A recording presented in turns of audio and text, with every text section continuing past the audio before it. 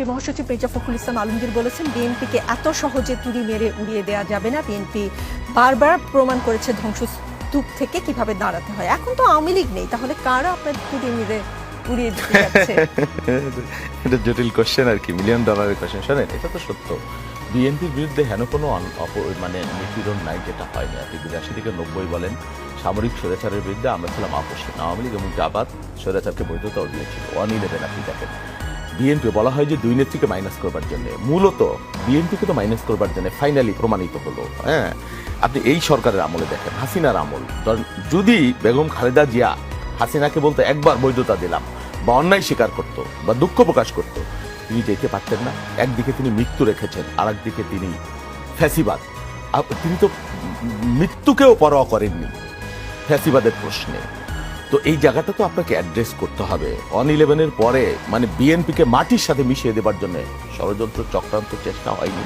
এই 15 বছর কি হয়নি? হয়েছে তো পারেনি, তো পারা যায় না, এটা সম্ভব না বিএনপির মতো রাজনৈতিক দলকে। এখন কেন বলছেন?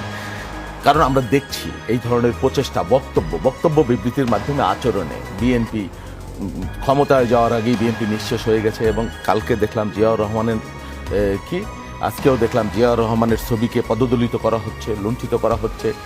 তারপরে ইশরাককে দেখলাম হত্যার হুমকি দেওয়া হয়েছে, পিটিএম এর খুন করা হবে এই ধরনের দেওয়া হচ্ছে।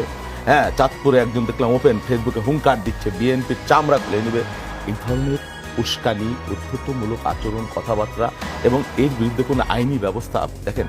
মিটফোটের যে ঘটনা, এটা তো অবশ্যই সবাই স্বীকার করছে, আমার পার্টির টপ টু বটম, যেটা একটা বেদনাদায়ক ব্যাপার, কেউ জাস্টিফাই করেনি।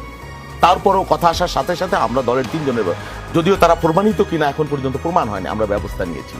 যিনি হত্যাকাণ্ডের শিকার হয়েছেন তিনি আমার দলের, যুব দলের সাথে সম্পৃক্ত ছিলেন প্রমাণ বেশি। যারা হত্যা করেছে এখন পর্যন্ত আইডেন্টিফাইড না, এখন পর্যন্ত পরিষ্কারভাবে যারা আঘাত করছে তাদেরকে ধরতে পারে নাই কিন্তু, এবং আইডেন্টিফাইড না, তাদেরকে চেনা যায় নাই। আপনি রাতের বেলা জিকির তুলে দিলেন তারেক রহমানকে দেশে আসতে, তারেক রহমান এটা বিএনপি, এটা এই যে প্রোপাগান্ডা, লোক খুন হয়েছে আমার